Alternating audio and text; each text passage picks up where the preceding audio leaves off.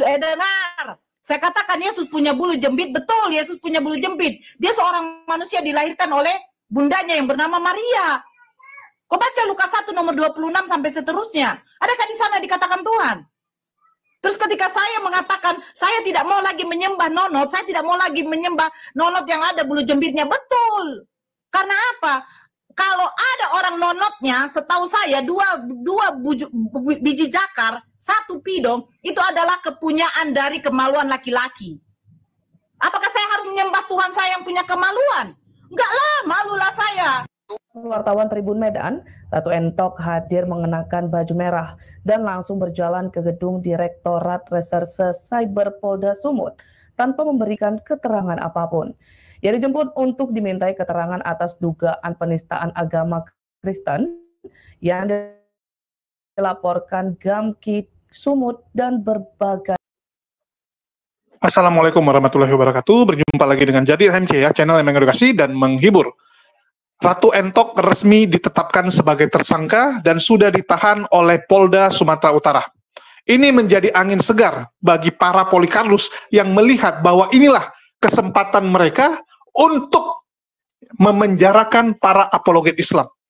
Dan baru-baru ini mereka terus menyuarakan agar Ustadz Kainama, terus juga Uni Rifa, dan juga Nora Aritonang itu harus ditangkap. Begitu juga dengan saya ya. Jadi Polikarpus ini menggunakan momentum ini, memanfaatkan momentum ini untuk bisa memenjarakan apologet Islam yang mereka anggap sebagai halangan bagi mereka.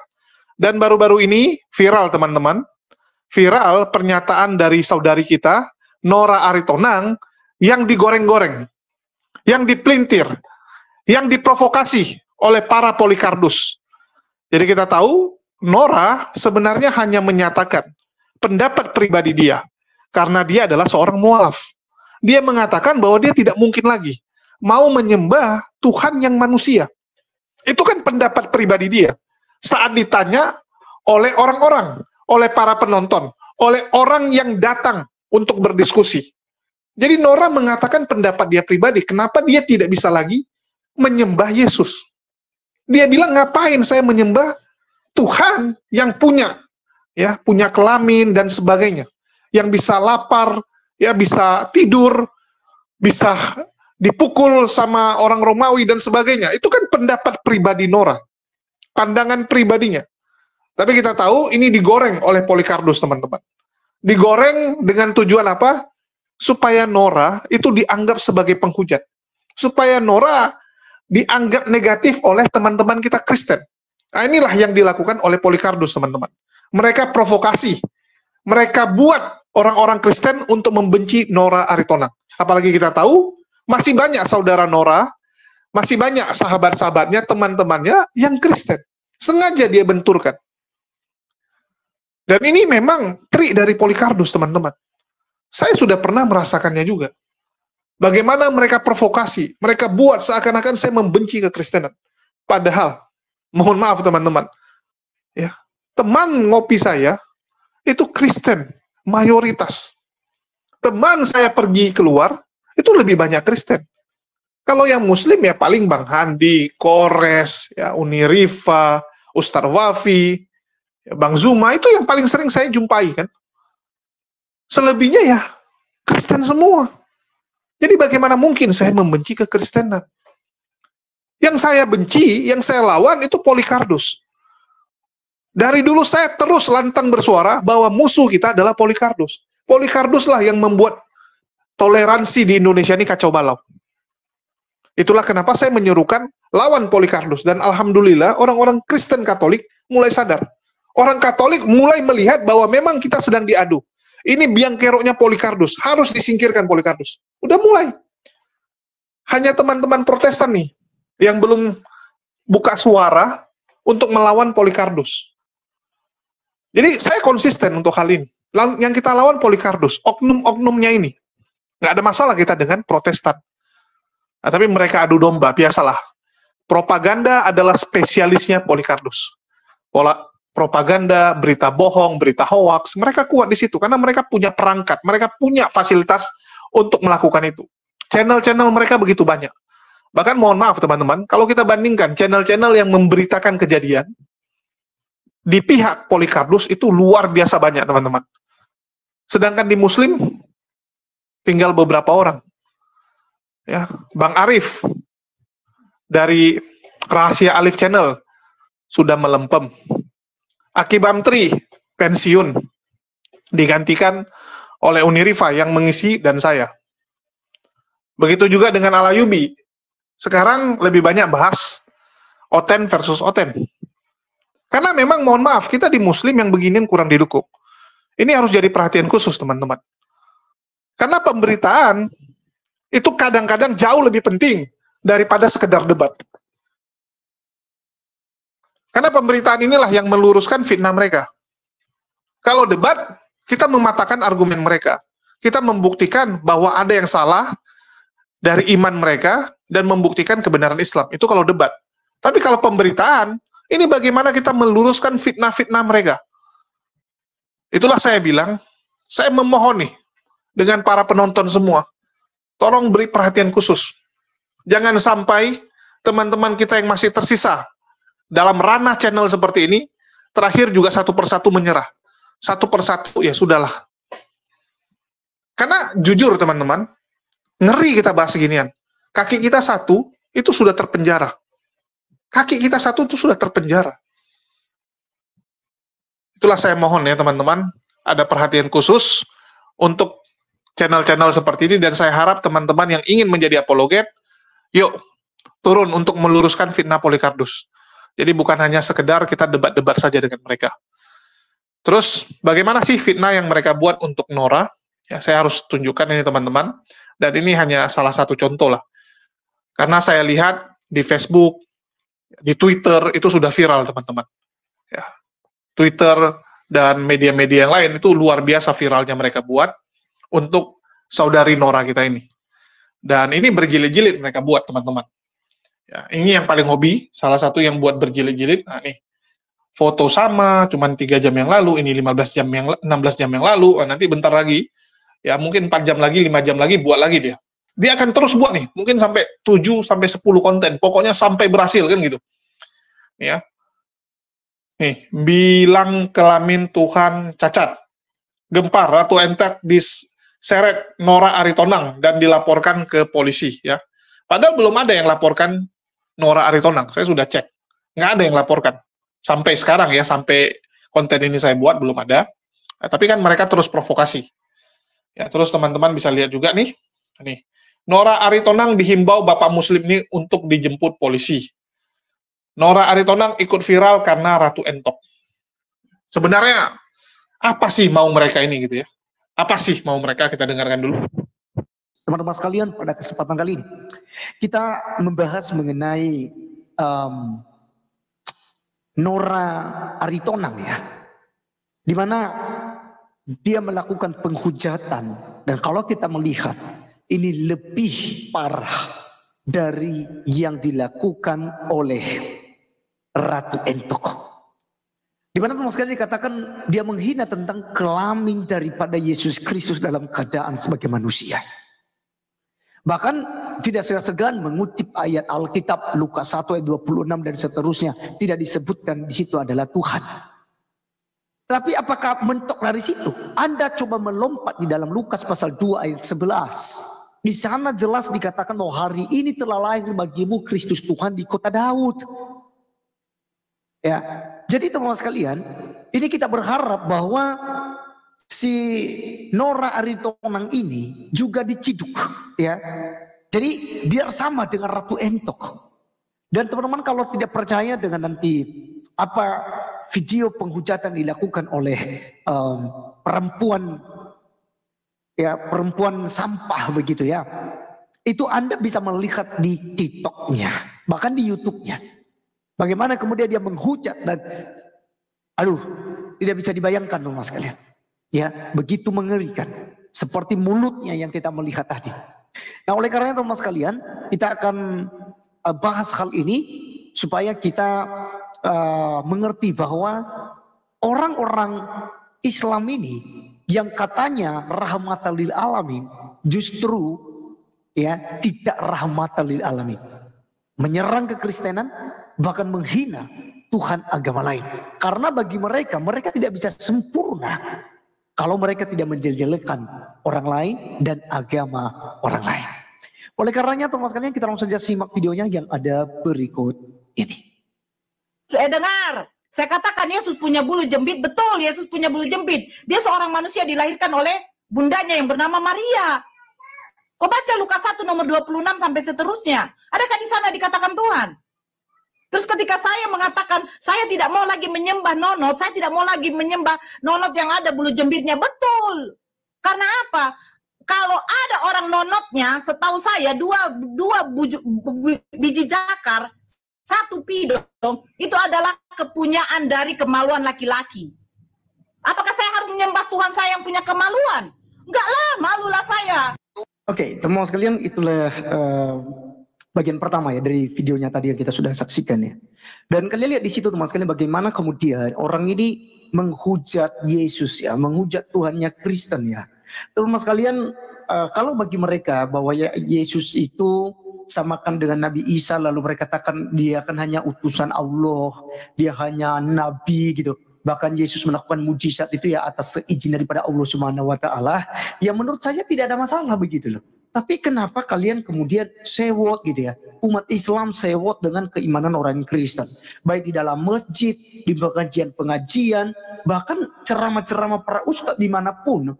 Yang dibahas adalah Alkitab dan tentang Kristen gitu.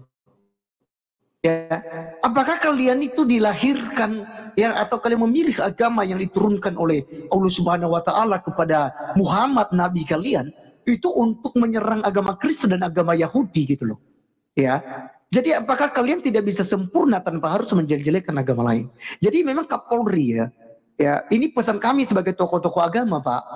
Ya, Bapak menjadi seorang Kapolri itu juga ya itu Anda bukan khusus menjadi Kapolri untuk agama Islam, tapi Anda menjadi Kapolri untuk semua agama, untuk anak bangsa. Maka kalau ada hal-hal seperti ini itu tidak harus ada pengaduan. Kamu udah tahu sendiri, orang Kristen tahu sendiri, dan Anda sebagai Kapolri juga tahu seorang Kristen kan. Tidak perlu harus ada laporan, baru Anda bertindak menangkap, perintahkan Anda buah Anda untuk menangkap ini, gitu. Ya jadi kan udah jelas kan gitu. Bagaimana? Coba bayangkan saja jika ini dibalik. Orang Kristen menghujat, jangankan menghujat ya, bilang Muhammad bukan nabi saja, itu udah demo besar-besaran. Udah pasti ditangkap itu siapapun orang Kristen yang ngomong Muhammad bukan nabi gitu. Ya, itu udah diperkarakan. Nah, ini apa lagi dong Mas kalian? Nah, kemudian dia katakan tidak menyembah yang apa, yang Tuhan yang punya nonot lah, yang punya bulu apalah begitu ya. Ya, teman-teman sekalian, mereka kan hanya melihat daripada sisi kemanusiaan Yesus. Ya. Jadi yang waras itu kan harusnya ngerti. Yesus kan sudah mengambil rupa seorang manusia. Di dalam Filipi pasal 2 ayat 6 sampai 9, ia telah mengosongkan dirinya dan mengambil rupa seorang manusia dan taat sampai mati di kayu salib. Jadi dalam keadaan sebagai manusia, dia lapar, dia haus, dia capek, dia istirahat, ya kan? Nah, apakah misalnya orang bilang dia nenen, ya kan? Dia netek gitu. Kemudian dia dilahirkan. Iya, kenapa? Karena dia sudah mengambil rupa seorang manusia. Nah, kalau kalian menanyakan hal itu secara baik, ya tidak masalah. Tapi ini kan caranya, ini kan cara menghina gitu. Menghujat. Apalagi monolog ya. Jadi teman-teman sekalian, kalau dia tadi suruh juga ya, entah siapa ya dalam live-nya itu, dia katakan, coba kalian baca dalam Lukas pasal 1 ya. Ayat 1 hingga sampai ayat yang ke-80. Apakah ada di situ disebut sebagai Tuhan? Nah, kalau Anda membaca Lukas, sebenarnya Anda bisa menemukan ya, bagaimana kemudian Yesus Kristus ini mengambil rupa seorang manusia. Contoh kita misalnya baca teman sekalian ya, di dalam Lukas pasal 1 ayat 30 sampai 33 ya. Atau sampai 35 lah ya.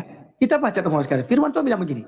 Kata malaikat itu kepadanya, jangan takut hai Maria, sebab engkau beroleh kasih karunia di hadapan Allah. Sesungguhnya engkau akan mengandung dan akan melahirkan seorang anak laki-laki, dan hendaklah engkau menamakan dia Yesus. Ia akan menjadi besar dan akan disebut anak Allah yang maha tinggi. Dan Tuhan Allah ya akan mengaruniakan kepadanya takhta Daud bapa leluhurnya. Dan ia akan menjadi raja atas kaum keturunan Yakub sampai selama-lamanya. dan kerajaannya tidak akan berkesudahan. Jadi anaknya akan dilahirkan yang diberikan nama Yesus, kerajaannya tidak berkesudahan. Nah, kerajaan yang tidak berkesudahan ini siapa? Yaitu kerajaan Allah. Iya kan? Dan dari sini kita sudah melihat bahwa Yesus Kristus ini bukan manusia biasa. Ya, dia hanya mengambil rupa seorang manusia, mengosongkan dirinya, tidak menganggap suatu hak milik ya, kesetaraannya dengan Allah Bapa. Tetapi dia telah diutus oleh Allah Bapa ke dunia untuk mengambil rupa seorang manusia dalam hal apa? Untuk menjadi kurban yang sempurna untuk penghapusan dosa daripada umat manusia. Jadi di sini jelas ya dikatakan bahwa dia ini adalah Allah dan kerajaannya tidak berkesudahan. Ayat 34, kata Maria kepada malaikat itu, bagaimana hal itu mungkin terjadi? Karena aku belum bersuami. Jawab malaikat itu kepadanya, Roh Kudus akan turun atasmu dan kuasa Allah yang Maha Tinggi akan menaungi engkau. Sebab itu anak yang akan kau lahirkan itu akan disebut kudus, anak Allah. Nah, jadi kalau kita kembali dalam kitab sucinya kalian, ya dari umat Islam, ya dikatakan bahwa Tuhan itu tidak beranak dan tidak diperanakan. Nah ini kan orang Kristen tidak pernah memperanakan ataupun Allah itu beranak dalam perspektif daripada kekristenan. Karena ini adalah bahasa teologis untuk menyebutkan Yesus Kristus ini yang datangnya dari Allah. Ya, dia disebut sebagai anak Allah. Ya, secara teologis bukan biologis. Ya, saya kasih contoh Anda. Misalnya Anda melihat anak tangga. Apakah kemudian tangga diperanakan? Apakah kemudian tangga punya suami istri ya dan lalu melahirkan anak tangga? Ya, anak Medan, ya kan? Atau anak Jawa gitu. Apakah kemudian Jawa diperanakan dan beranak? Kan tidak. Ini bahasa teologis dalam agama Kristen. Nah, disebut sebagai anak manusia. Ya jelas ya kan? Karena dia dilahirkan oleh manusia. Dia mengambil rupa seorang manusia sehingga disebut sebagai anak manusia. Ya, tapi ingat bahwa dia adalah ilahi. Ada natur keilahiannya yang setara dengan Allah Bapa. Bahkan Yesus Kristus ini menciptakan langit dan bumi. Ya, dia ya tanpa Yesus tidak ada suatu pun yang telah jadi dari segala yang telah dijadikan. Yohanes 1 ayat 3. Jadi Yesus menciptakan bersama-sama dengan Allah Bapa dan Roh Kudus menciptakan ya. Misalnya kita lihat dalam Kejadian pasal 1 ayat 1 sampai 3. Iya kan? Di situ ada Allah, ada Roh Allah melayang-layang, ya. Kemudian ada berfirmanlah Allah, jadilah terang maka terang itu jadi. Jadi di sini, ya Allah Tritunggal itu sudah berkarya. Demikian juga dalam penebusan, Allah juga berkarya dalam Allah Tritunggal itu. Ya, karena dia tiga pribadi dalam satu hakikat yang tak terpisahkan, tetapi kita bisa membedakan kepribadiannya. Pribadi Allah Bapa, pribadi Anak, ya, dan pribadi daripada Roh Kudus. Itu kita bisa. Tapi kita tidak bisa memisahkan keilahiannya karena itu satu. Makanya dikatakan Tritunggal, tiga pribadi dalam satu hakikat. Ya.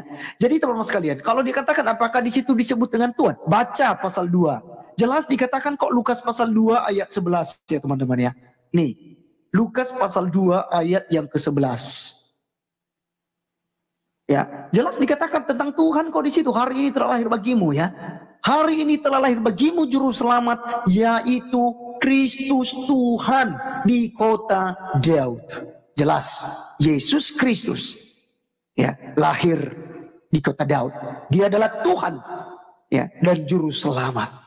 Nah jadi teman-teman sekalian, sekali lagi penghinaan-penghinaan seperti ini itu seharusnya pihak kepolisian jangan tutup mata, jangan tutup telinga. Itu harus diproses. Jangan hukum itu tajam kepada minoritas, tetapi tumpul kepada mereka yang mayoritas.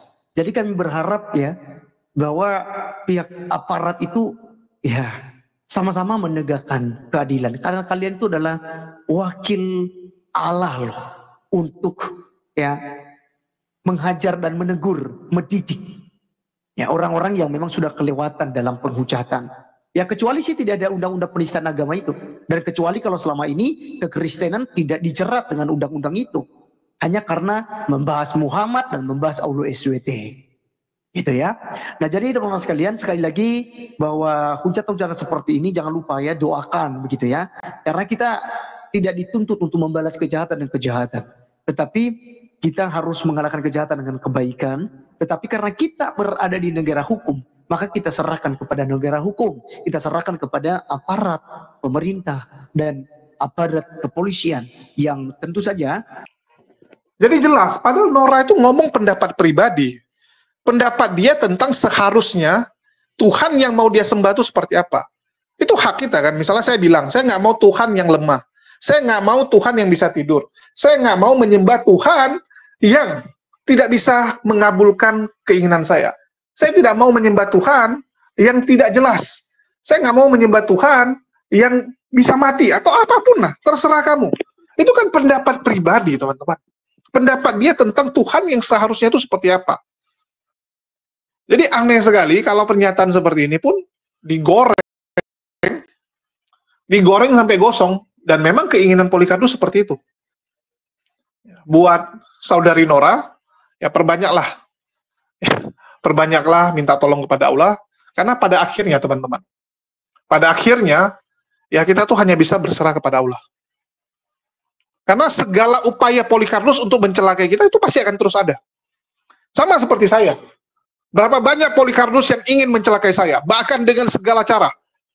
Jelas-jelas, Wak Donat, Paul Jang itu sampai siap keluar berapapun, yang penting celaka. Donatur mereka dipersiapkan untuk mencelakai saya. Terus apa yang bisa saya lakukan? Kalau dengan kekuatan saya tidak mungkin. Dengan kekuatan saya itu nggak mungkin, teman-teman. Bisa apa kita? Kalau kita berharap teman-teman bisa bantu, yayasan ini bantu, yayasan ini bantu, itu kan harapan. Dan bisa jadi kekecewaan. Karena berharap sama manusia adalah kekecewaan yang disengaja, teman-teman.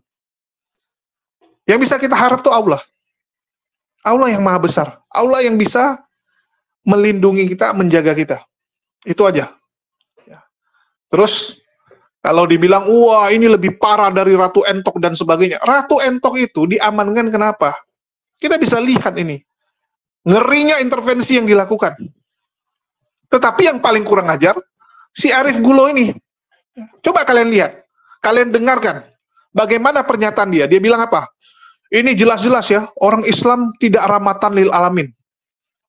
Dia menjudge. Dia mengenerate. Ya, memukul rata semua orang Islam.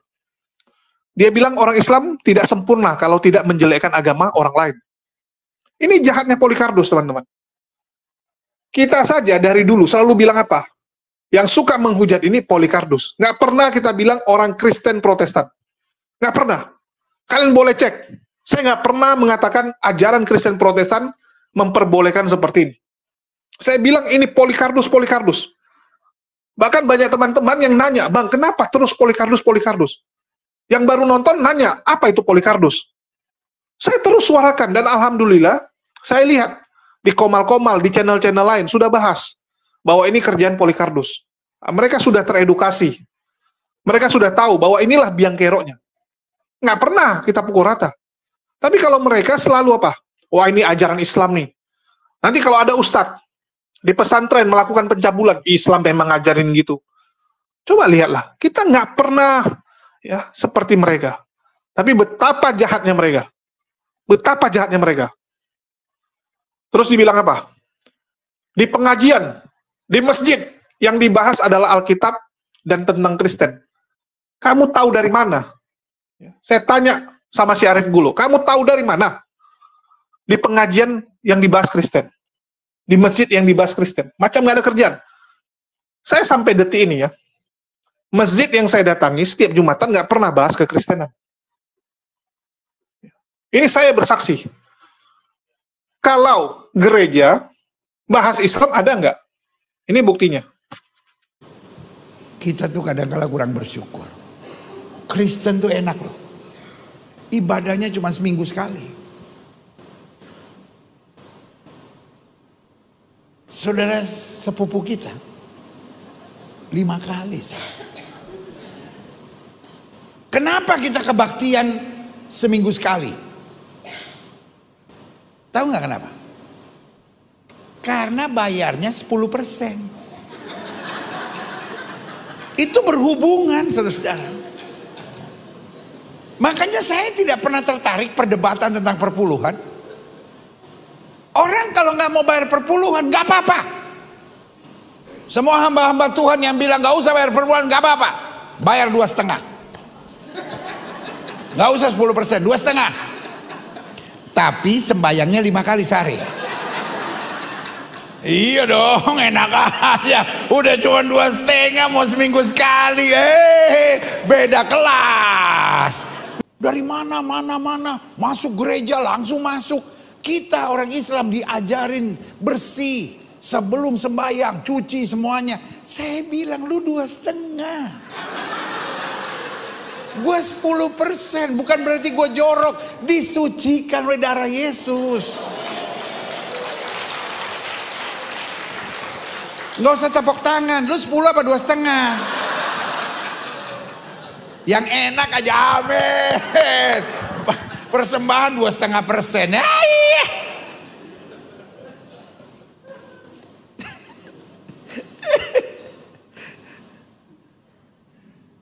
Pak Guntur mana? Guntur. Yang section ini mulai minggu depan jangan taruh kursi. Yang 2,5 duduk di situ. Pasti bayar perpuluhan dia. Puas banget dia seminggu sekali. Gak usah cuci-cuci. Ya kan? Gak usah bergerak-bergerak. Loh, kita kan bayar 10%. Makanya kita kebaktian tenang aja. Ya kan? Paling berdiri nyanyi tempat santai. Ya kan? Tapi kok 2,5, setengah mati.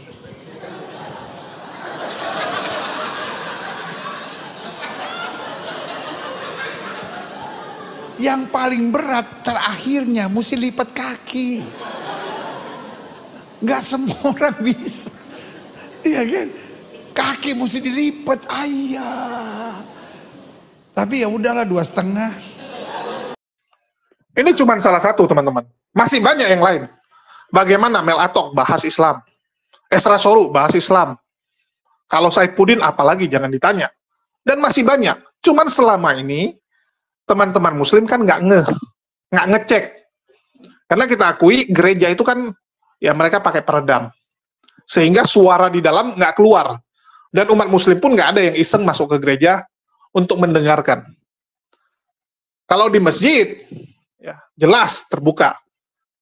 Dan di Islam itu memang diajarkan tentang orang-orang Nasrani dan Yahudi. Nasrani ya teman-teman ya, Nasrani. Memang diajarkan, ada. Kalau di kalian, ada nggak membahas Islam? Coba dicek Bible-nya tuh. Atau Bible buatan terbaru LAI udah ada tuh, tentang Islam. Coba saya tanya, ada nggak? Nggak ada kan? Jadi jangan sensi, jangan baperan dong. Islam jelas, ada tentang Nasrani. Terus kalian mau apa? Mau kalian bilang, hapus itu ayat tentang Nasrani. Seperti yang dikumandangkan oleh Sofiatul. Hapus ayat tentang Nabi Isa.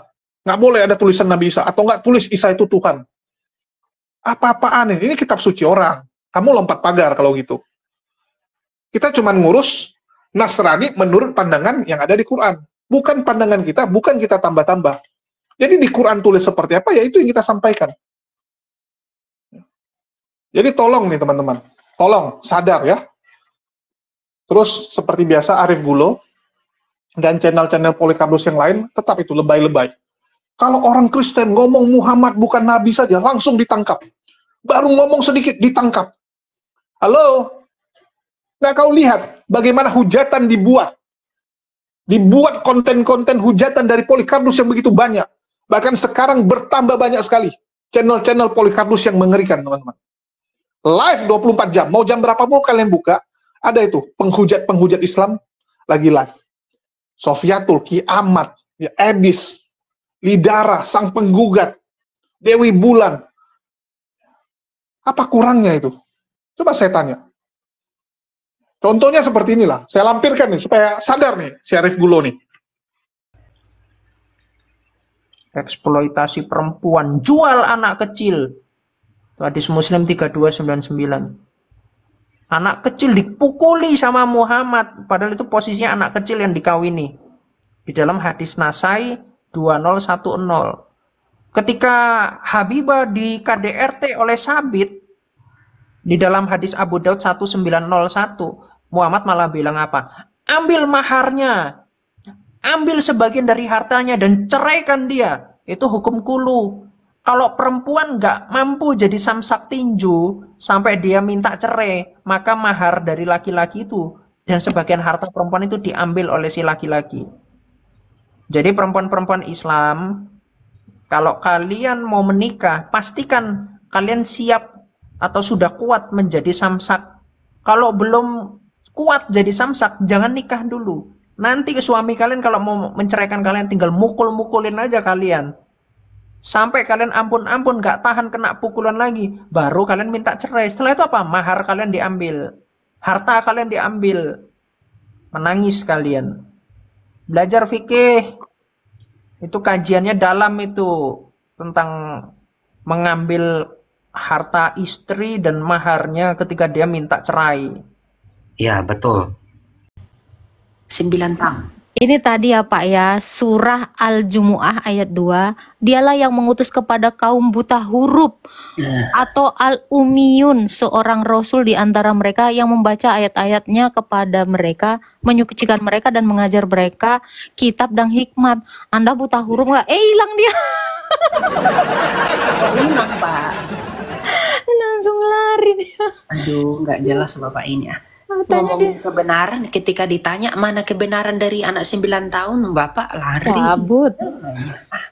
Nggak jelas. Ini Islam ini. Coba tanya dulu ini Islam ini. Oh, siapa ini? Enggak sih, kayaknya Kristen ini. Islam, coba tanya lah. Halo, Paslav. Wah, Islam. Baginda kalau dia kan, mampus. Shalom, Pak. Astaga, tim ambulan udah di bawah ya kan. Itu pertanyaan Elia bagus loh. Kebenaran apa yang datang dari seorang pria yang menggauli bocil 9 tahun? Itu jawab dong. Kayak kita kan cuma bertanya kan, tidak menyimpulkan kan? Bukan. Itunya. Kami baik loh, kami mau bertanya loh. Kami kan kepo, siapa tahu kami dapat hidayah. Iya, siapa tahu mengucapkan 2 kalimat syahadat si Elia ya kan. Berikan sama cicak-cicaknya. Cicak mau mualaf kan yang gini itu loh dia. Bojak ranggang udah ranggang orang ini semua. Elia, cemana ini? Kau downgrade dulu lah Elia. Nggak tahu lah aku itu. Mananya? Kok nggak ada yang naik? Iya, kok nggak ada yang naik? Coba kita naikkan dulu ya. Dan mereka live terus dengan bebasnya. Bahkan Ki Ahmad itu sudah dipanggil oleh pihak polisi. Sudah dipanggil. Ya. Sudah dilayangkan surat panggilan dan tidak hadir. Tetapi sampai detik ini ya, belum dinaikkan sebagai tersangka. Padahal sudah mangkir dari panggilan. Bayangkan, sudah mangkir teman-teman. Ada apa ini kan? Ada apa? Semua laporan itu tidak diproses. Bahkan Gilbert yang sangat viral saja, luar biasa viral dan sudah diakui oleh Gilbert bahwa dia salah, diakui bahwa dia lompat pagar. Adem ayem kok. Jadi jangan lebay kamu. Kalian bisa cek bagaimana hujatan demi hujatan itu terus dibuat oleh Polycarpus beserta laskar-laskarnya. Lihat komentar mereka, wah kita ganyang, ya ini yang Muslim ini harus kita basmi dan sebagainya. Ngeri teman-teman. Itulah saya bilang ini kalau diteruskan bisa hancur negara kita. Ini bisa hancur nih. Kalau Polycarpus terus dibiarkan. Itulah saya minta aparat penegak hukum harus bisa memproses. Kalau si Arief Gulo bilang apa? Wah ini pihak polisi tajam kepada minoritas, tumpul kepada mayoritas. Minoritas gigimu peyang. Nggak ada ya minoritas mayoritas di negara ini. Semua sama di mata hukum. Jangan kamu yang kotak-kotakin. Ini kamu yang sedang kotak-kotakin polisi. Kamu yang sedang membuat seakan-akan polisi itu ada sekat-sekat seperti itu. Ini jahat sekali. Ya, jahat sekali teman-teman. Padahal untuk kasus Nora, ya, untuk problem si Nora Aritonang, Arief Gulo sendiri mengakui kan, Dia mengakui bahwa Yesus yang manusia memang ya punya yang namanya ya kelamin, cuma terus netek. Dia bilang wajar, manusia. Ya sudah, artinya apa yang disampaikan Nora sesuai. Kamu sendiri mengakui. Cuman karena kamu nggak senang. Cuman kebencian kalianlah yang membuat ini kalian permasalahkan. Ini sama kayak kita misalnya teman. Ada orang nggak suka sama kita. Kita bawakan Indomie. Dia bilang apa? Oh, kamu pingin saya kena kanker. Kamu pingin saya cepat gendut. Atau sebagainya. Tapi kalau teman yang lain ngasih, makasih ya, udah kasih saya Indomie. Beda pandangannya. Kenapa bisa seperti itu? Ya karena itu, yang satu kebencian. Hal yang sama, statement yang sama, kalimat yang sama dilontarkan oleh orang berbeda, itu bisa ditanggapi berbeda. Ya karena itu, penilaiannya subjektif udah. Penilaian karena kebencian sudah. Bagaimana HTD ngatain titik Yesus? Bayangin, HTD ngomong seperti itu. Ada nggak yang permasalahkan? Nggak ada. Tapi kalau kita, habis kita teman-teman, habis. Saya cuma mengatakan ada pendeta yang ngomong. Bayangkan. Bukan saya buat statement. Saya mengatakan ada pendeta yang ngomong titik. Yang dilaporkan siapa? Saya. Mereka buat segala skenario, teman-teman.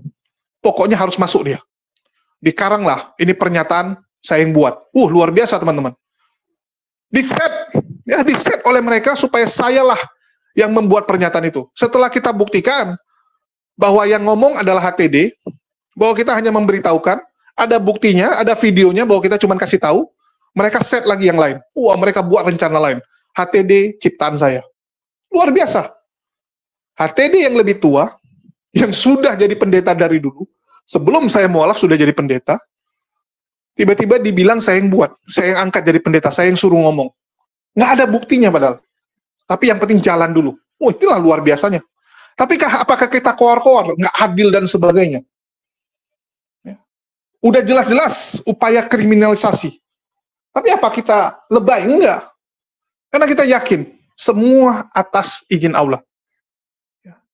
Saya kalau ditanya, kok bisa kuat hadapi ini semua? Kalau dibilang secara manusia nggak kuat, teman-teman. Ya, gimana mau kuat? Goncangannya luar biasa, teman-teman. Upaya mereka luar biasa. Dan yang paling sedih, ya kita harus sendiri menghadapinya. Sendiri. Ya, kalau saya cerita, sedih, teman. Belum lagi, ya, saya ditikam oleh teman sendiri. Bayangkan, ada Yudas. Ada Yudas di perjuangan ini. Saya ditikam oleh teman.